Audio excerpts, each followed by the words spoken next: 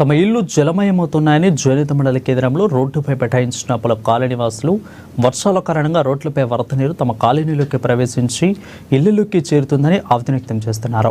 కొందరు తమ స్వంత ప్రయోజనాల కోసం నీళ్ల ధరని మళ్లించారని ఆరోపిస్తున్నారు. రోడ్డుపై నిరసన వ్యక్తం చేయడంతో రవాణా వ్యవస్థ స్తంభించింది. అయితే అధికారులు వచ్చి తమకు సమాధానం చెప్పాలని అన్నారు. పోలీసులు వచ్చి నచ్చజెప్పి పంపించారు.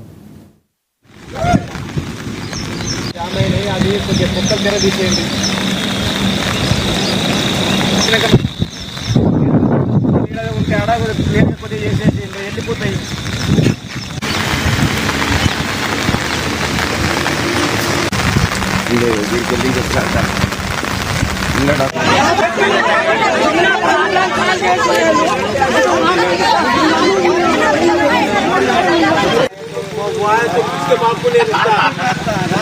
బాగులేదు